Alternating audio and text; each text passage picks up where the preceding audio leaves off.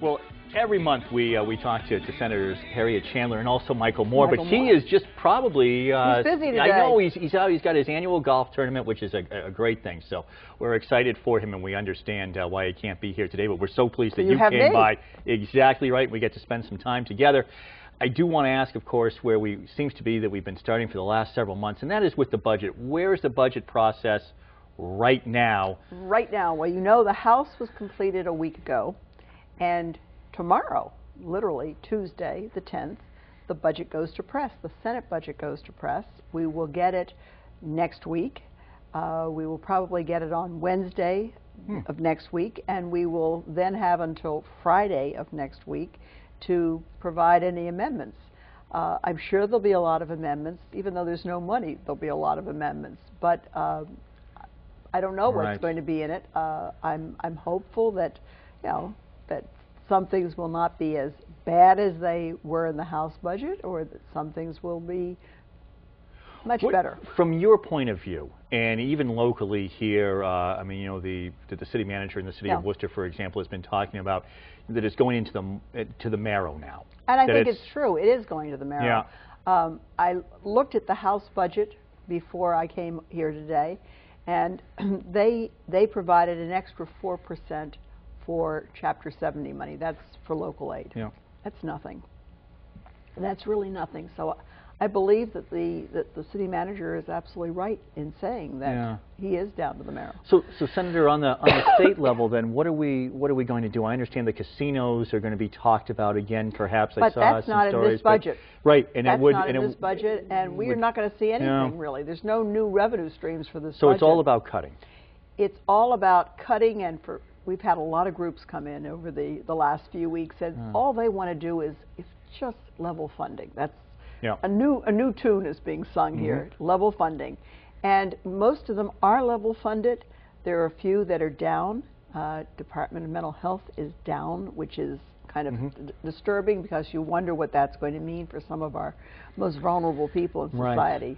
Are there, because one of the things that I know that people have been talking about more and more at the local level as they've been taking these hits and these cuts in aid is about how communities can come together. There are some superintendents now out in the Quabbin district, I think it's Quabbin North Middlesex, where the superintendent of schools is the superintendent of schools for 2 large school districts. Not a bad idea. And you know, and that seems to be talked about more and more. Some people are talking about, you know, do you do it with fire chiefs and police chiefs in smaller towns? Well, 2 ways of answering that. First of all, there's about $9 million extra new money in the budget for regional grants to do regional things. I think we used to call that county things.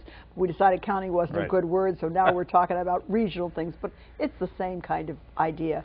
And the city of Worcester, as you probably know, is already trying to regionalize the Department of Public Health. They've got Shrewsbury involved, and they're talking to several of the surrounding towns to see if they can be helpful in that area. There's another group who's looking at dispatch and seeing if they can regionalize that. You know, each town, we have home rule here in Massachusetts. So for each of the small towns in Massachusetts, it's very important to have your own. Oh, absolutely, you know? and very hard to give any of that up, and I understand. But I mean, I but think we can't afford that. Right. I think it starts to go to show just what you were talking about, where groups that maybe wouldn't have been talking about level funding a couple of years ago, all of a sudden are saying, level funding, just let me survive. They don't want to be one of the ones where they're cut completely. So as bad as it's sounding right now, who really is going to kind of get hurt by this? Are there programs that we have right now that are going to go away? And are there programs that quite frankly, where there's a lot of overlap in programs, and somebody else maybe can come in and provide the safety net? I think some of the human service agencies are talking to each other in ways they didn't talk about before, to see if perhaps they can join together. If you remember a few years ago, the YWCA and Daybreak came together because they couldn't afford, Daybreak could no longer afford to be independent. And you know, it's been a very healthy collaboration that has resulted. I'm sure we'll see more of that. I'm sure we'll see service agencies, social service agencies talking to each other and thinking about how they can collaborate with each other. And it's not bad. It's not bad. Governor's budget has been out for a while. House budget, you said, is out for a week now. As the Senate budget gets ready to come out, as you've looked at the governors, as you've looked at the House, anything that strikes you as, yep, that's absolutely the way that we're going to go, and we're going to keep that, and some things that, what are they thinking? We're definitely going to fight about that. Well, I think not really. I think the governor's budget is the first. The governor's budget is when we have the longest perspective on what the money is going to be. Then comes the House budget, better understanding of what's happening with the revenues. And now we had a great April, which really we're up about $700 million, which is very good. The only problem is that we struck a deal about 10 years ago that if our revenues go up significantly, over $1 billion, then a percentage of that goes to lowering our income tax. So that will be the first order of business.